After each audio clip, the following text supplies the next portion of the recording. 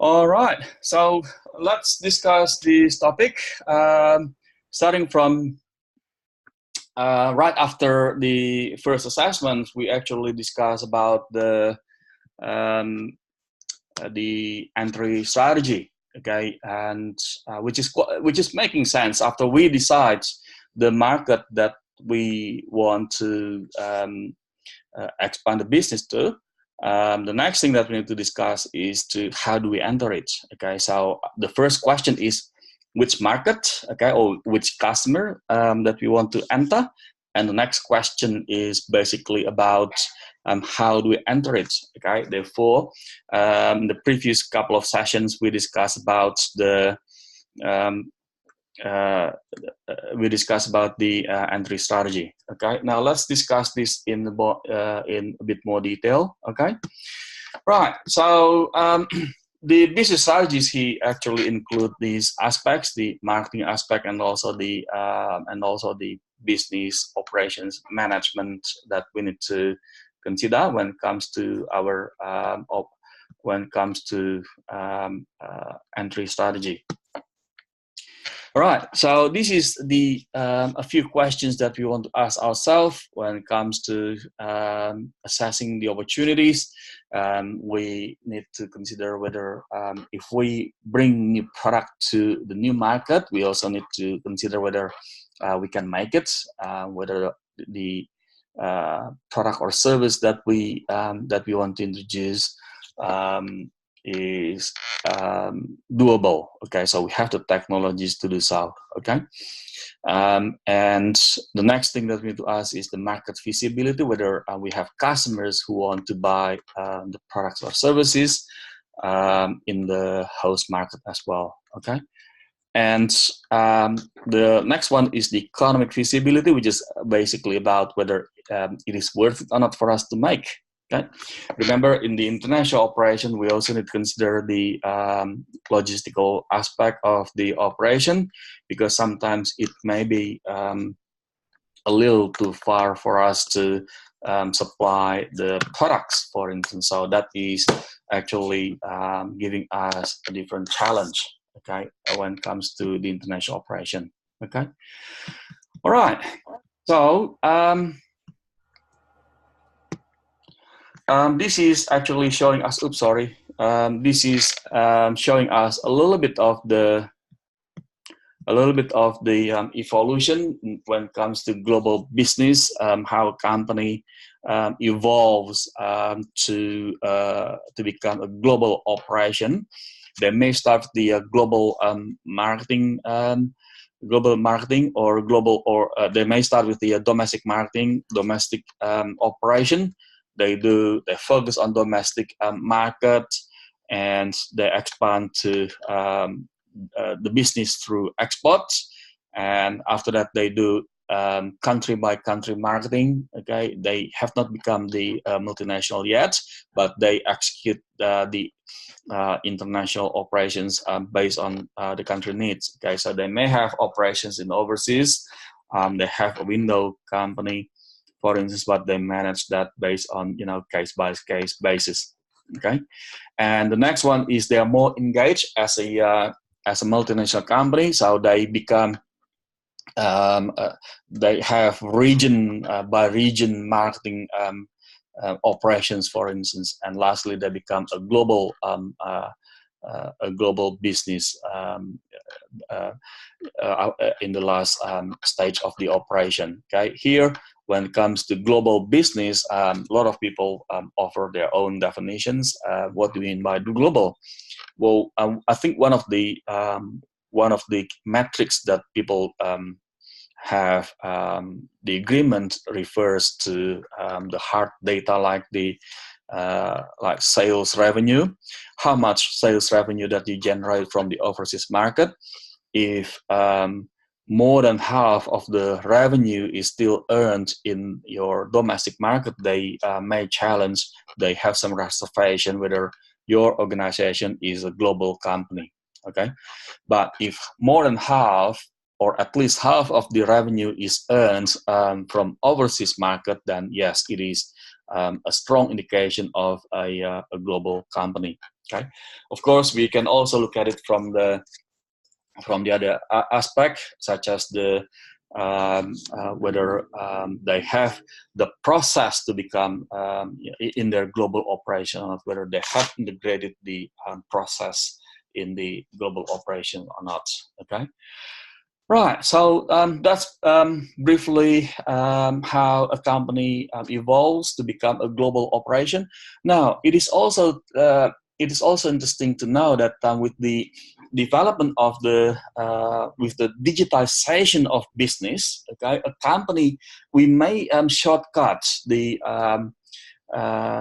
global operation. Okay, we set up our digital media, for instance, our e-commerce, for instance, that has helped us to reach out to the consumers globally, basically. Okay, a lot of business people expand to global market and met small business owners, for instance, that you can also argue that if we refer to the sales revenue, her sales revenue comes from mainly from overseas market.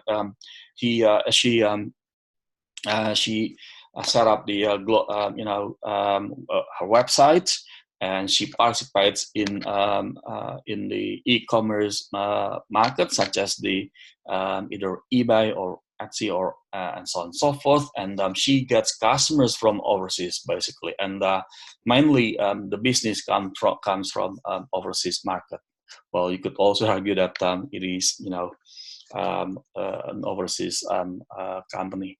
Although you can also argue that from the organization perspective, it is pretty much based in Australia. Okay.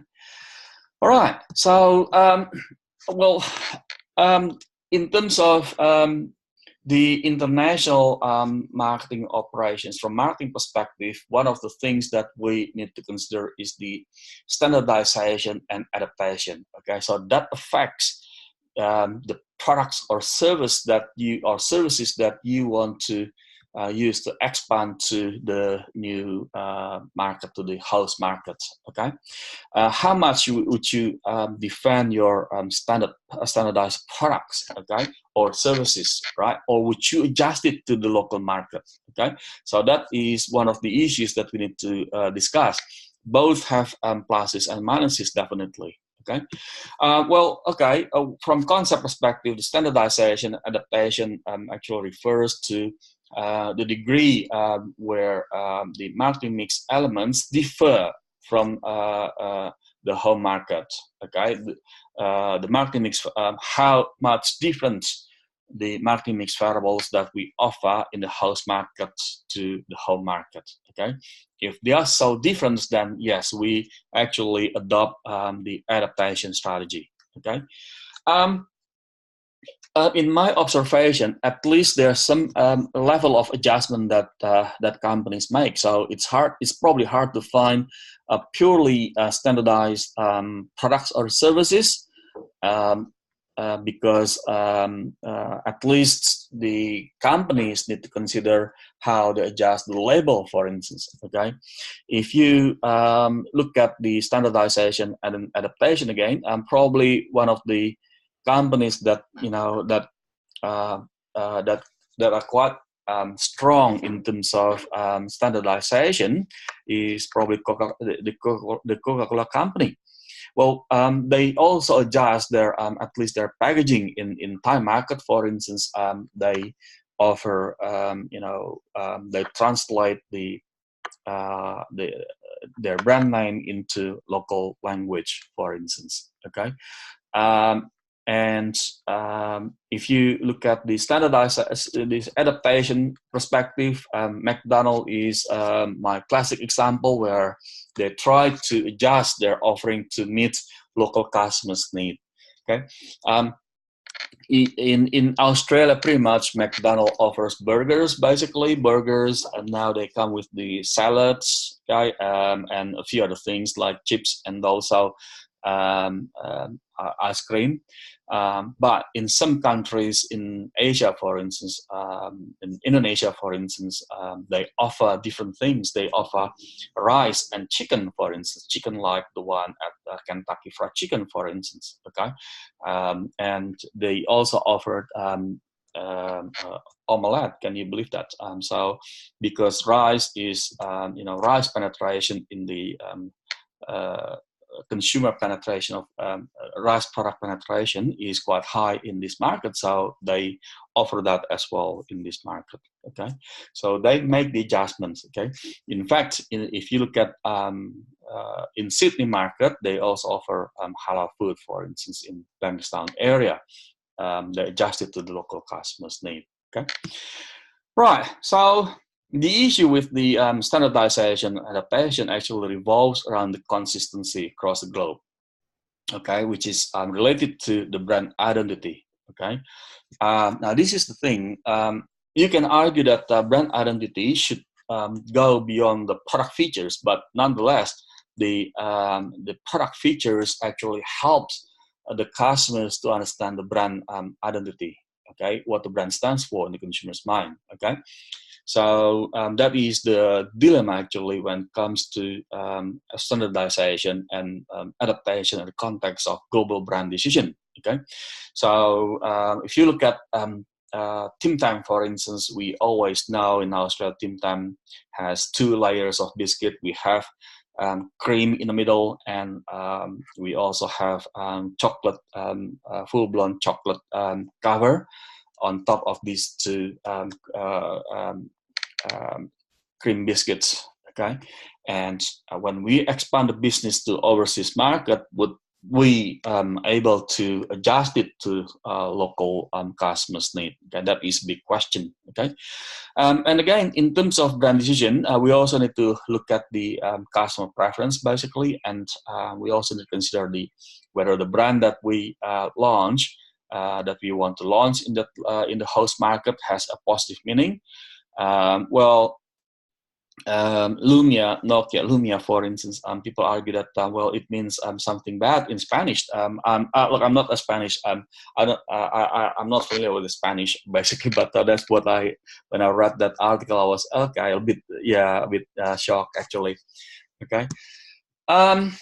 Okay. Now let's look at the global brand again. Okay. Why global brand? We know that this is one of the reasons why companies want to expand the business globally. It is a quality signal. Global means that represents the modernity and cosmopolitan identity, and some people also argue that it reflects the social responsibility. Okay, where it has extraordinary power to create, to build a global brand, so they can address they can contribute to social problems such as creating jobs. Okay, you may it is understandable if you look at emerging markets. Okay, in Asia, for instance, they always expect global companies to expand their business to their home market, to their market. Okay. Okay. Now look. This is actually about the steps in terms of building the global brand strategy. Identify the common customers' needs. That's one of the things that we need to consider.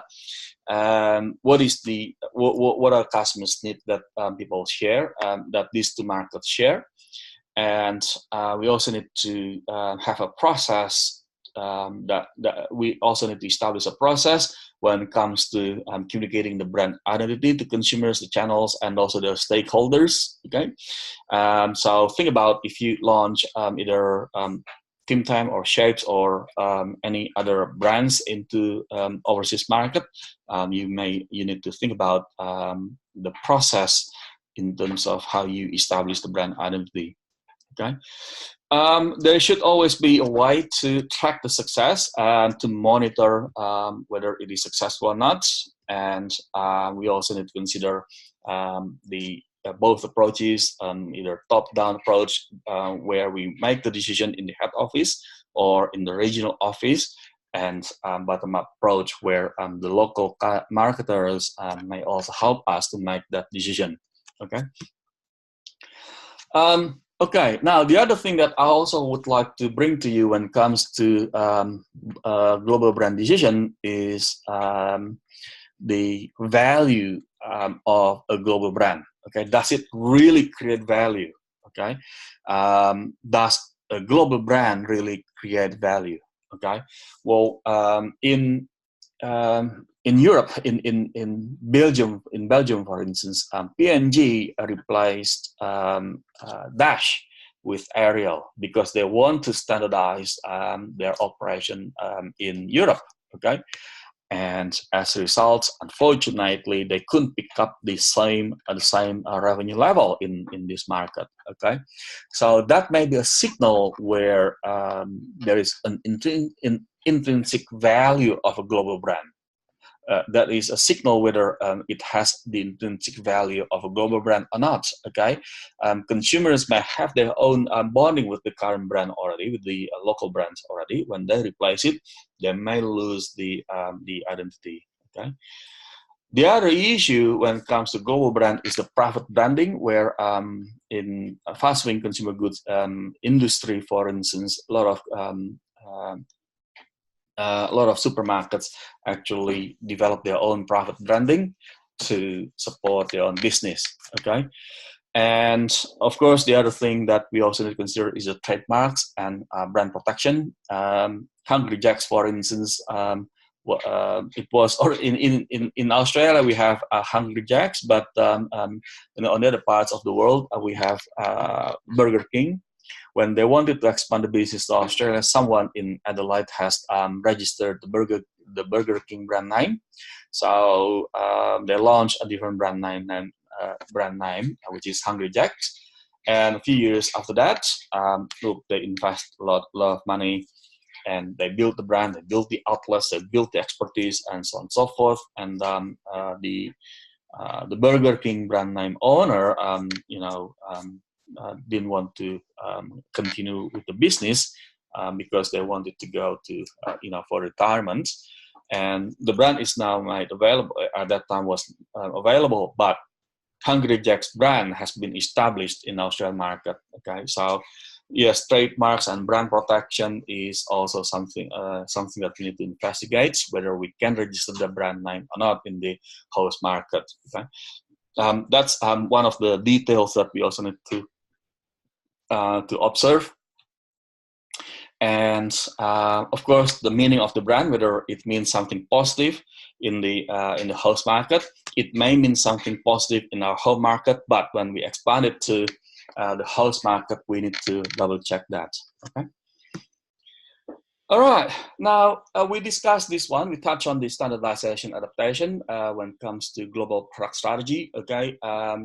It is still an issue and as part of the product management. Okay. Which one that we want to take, either standardization or adaptation. So both offer pluses and minuses. Okay?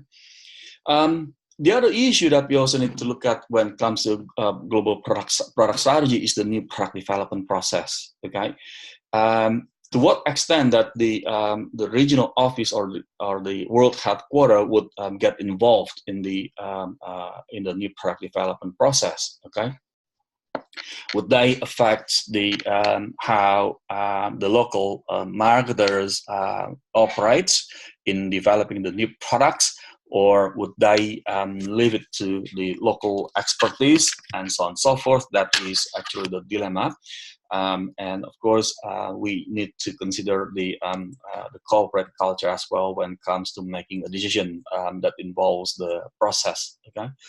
Well, broadly speaking, the global operation expects to have a what we call as the customer driven marketing, customer driven new product development process. So we expect the consumer, we expect the local marketers to understand, to get the insights when it comes to making a decision on the global the new product development, okay, which product they want to launch, and so on and so forth. Okay, and details of the nitty-gritty details. should also be considered, like the translation, the service and warranty. In our home market, for instance, the warranty, 3 years warranty may work, but in the overseas market, they may offer something. They may offer 5 years warranty, and local and the customers in the host market may scream, "Hey, what's happening? I can get the 5 years warranty in the if I buy your competitors' products, and I can only get 3 years warranty from you." Okay, and that is a dilemma. And of course, there are adjustments such as pricing strategies. Remember, sometimes if we expand the business to overseas markets, if the market is still is in the stage of developing economy, there may be adjustment from pricing strategy as well, where the companies may need to consider from a strategic perspective. They may subsidize the exchange rate, for instance. Now, this is one thing that we also need to rethink, because would we have parallel importers, buying the products in the host market a lot and ship back the products to us, to our home market? So that is also the thing that we need to reconsider. Okay. Right. Well, standardization, adaptation. This actually shows us the benefits of each option. The standardization, the benefit of the standardization basically helps us to lower the cost of manufacturing. Remember, in session 1, we discussed about the opportunities of the company to reduce the cost because they can get higher volume. Okay, therefore they try to get the offering standardized. Okay, they can lower the input costs because of higher volume. That means they can get a better position when it comes to profitability. Okay, so that's that helps us from the economic management perspective. We can get a higher level of the economies of scale because we produce standardized product with therefore the volume would be quite high. Our bargaining position to our suppliers would be increased. Therefore, the profitability will also increase. Okay, and the other benefit is that some international customer may also prefer products made in the home market. For instance, well, this one is made in either Japan or America or France, etc., etc. Okay, although we may find it hard recently, if we look at the clothes that we are wearing, for instance, maybe the at the back of the label may find made in India, made in China, or made in Pakistan, and so on and so forth. Okay, in this global context, actually. Okay, but there is a kind of bonding in that regards. Okay, and it also helps the enhancing the consumer perception of the of a global brand when it comes to the standardization. Yeah, I buy the one made in America or made in Europe. Okay. Now, adaptation. The main benefit of the adaptation is actually to customize our offering to the local market, to the host market. Therefore, if the standardization helps us to reduce the cost, therefore, we can expect a higher level of profitability. In the case of the adaptation, we have the opportunity to get a higher level of volume because we customize the offering for the local market. Okay, so we can also adjust it to the customer's need, basically. Okay, now in doing so, especially if the product is sourced from overseas market and we share the manufacturing facility, we need to consider the efficiency in our operation. Okay, so you can imagine, for instance, as an illustration, let's say you are in food category, in food industry, and you expand the business to, for argument's sake, let's say India, for instance. We know that a lot of many consumers in India are vegetarian. And that is a question for you whether you want to customize it to this market or not. If you do, then you need to, and the products basically source from your home market, then it is a challenge for you to how we can manage that from the manage that operation to be to still so you can still make profit from this operation. Okay, if you adjust it, that means our friends in the manufacturing may also need to have a discussion with us in terms of how much volume that can generate, so it is still efficient for us to run the operation. Okay. Okay, so the other thing that we also need to consider is that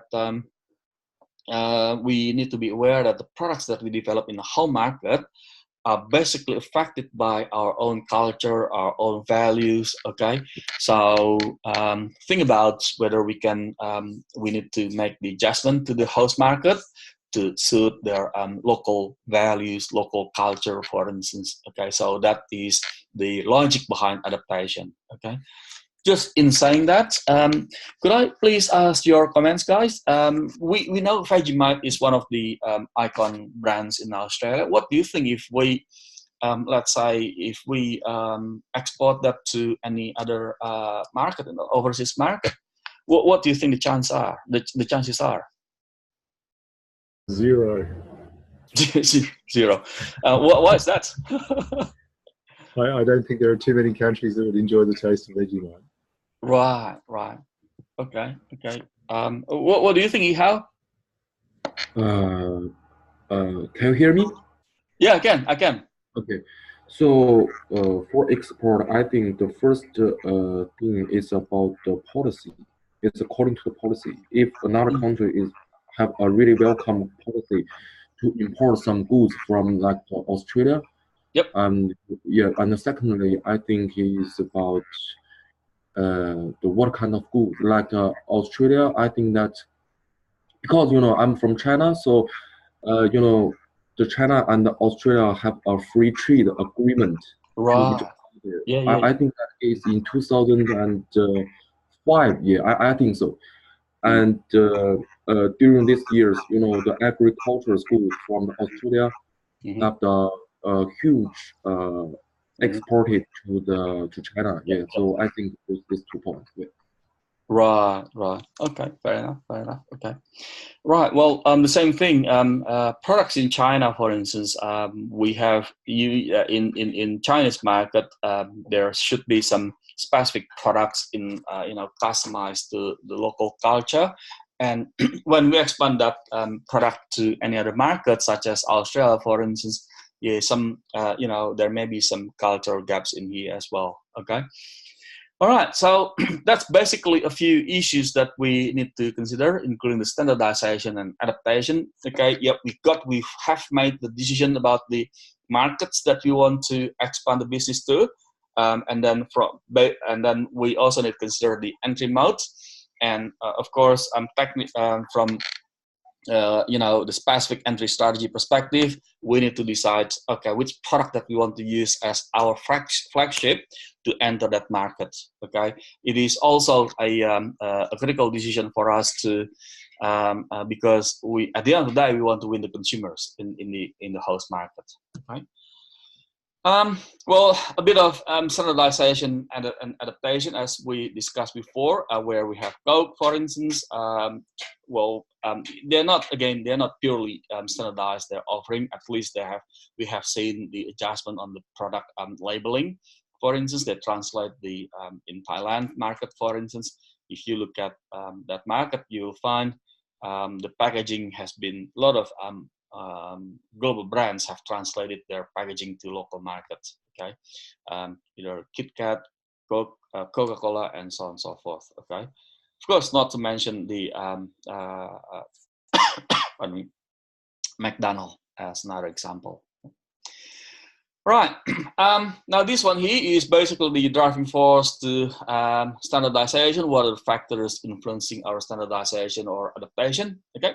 So there are a few things that we need to consider. The macro environment forces that includes the local culture of the local market, of the host market. Okay, that you may recall that over the previous few sessions we discussed about the institutional context that affects the way we operate, the way we behave as a social actor. In this instance, that affect the way we operate. Okay, the political elements, we need to adjust ourselves to the local to the regulation. The nutritional facts, for instance, in food industry, may be written in a different way, so we need to adjust it as well to meet the regulatory requirements. Okay. And in some market, if I give you another example from food marketing, from food industry, you also need to consider about the halal food. If you expand the business to certain markets, for instance, that is telling the consumers that this product is good to consume for certain religious, for a certain religion. Okay, people with the certain religion. Okay, the competition is another factor that we need to consider. The nature of the market, characteristic of the consumers, and so on and so forth. Okay, so there are some factors that we need to consider when it comes to standardization and adaptation. The managerial factor and the organizational factor are basically quite interesting, because that goes back to how we manage this. At some point of time, we may have selected the market, but we may struggle to fulfill with the specific demand of the market. Okay, we find that the number of customers is huge. The market's huge. Okay, when it comes to the population, for instance, but if we can't fulfill that demand, that with the right product or service, then we need to think a different way. Okay, right, guys.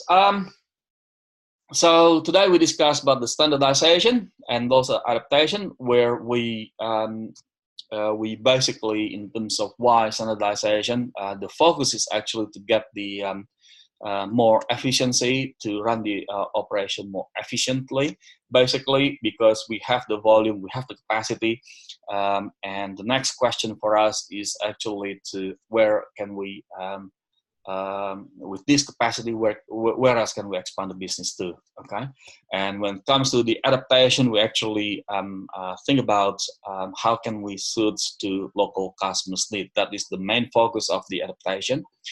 And in terms of the elements that we can standardize, many things, any elements of what we offer can be standardized. Okay, you can standardize your packaging, you can standardize the formula, you can standardize or adjust your labeling, your pricing strategies, basically. Okay, and so on and so forth. In fact, people think about, can we standardize the way our distribution model, for instance? Can we adopt the distribution model that we develop in one market, replicate that to the other market, and we can have the similar process as well here. Okay. All right. Any questions, guys? No, nothing from me. No. Okay. How about you, Ivan? Nothing. Yeah. Right. Cool. If you don't have any question, let me just whilst you are in here, okay. Could I please ask about the about assessment tool again? Look, I understand that I encourage people to start. Look, please introduce yourself. It is you are going to work with these people, okay, with your team members, okay. Enhance your communication. I appreciate those who have done that, who have posted their comments in their introduction into the discussion forum, or reach out to the other team members. Appreciate that. And you can also outline, in bullet points. Hey guys, this is my business. Okay, one, this is the brand name, company name. This is the market that I have analyzed, and this is the market that has been selected, and this is the other information I have that we can discuss later on. Okay, make a decision. You do not want to delay until last minute. Okay, at the week 8 or week 9 at the very latest, you should make a decision which business, with what market that you want to expand the business to. Okay, right. any comments, questions about the assessment 2 so far? Yes. Yes, teacher. So, what's the due date of the assignment 2? All right. I think I put it here in the advice. There you go. Friday, week 12. Okay. Oh, okay. Thanks. Yes, it is consistent to the assessment brief. Okay, I just specified the dates. Okay, Friday, 7th of December. Well, we still have roughly 4 weeks to go. Therefore, we do not want to delay a bit more. You know what I mean? So yeah, that's my recommendation. Now, look, my plan is we'll discuss this entry strategy until in 8 sessions basically. So in week 11, I'm not going to present the entry strategy. We should have finished in week 10 our topics, because in week 11, Friday and Saturday, week 11, we plan to have more and more discussion only about your assessment 2. Okay, because Friday, week 12, you need to upload your assessments. Yeah. Okay. Is that okay, guys, today? It's okay. Yeah. Brilliant. All right. Well, if you have no more questions, I'll off you from the hook. I'll see you in the next session. Thank you. Thanks, Eddie, and good weekend. You too. Have a good one. Thanks, Ihao. Thanks, Greg. Thanks, Ihao. Bye. Bye.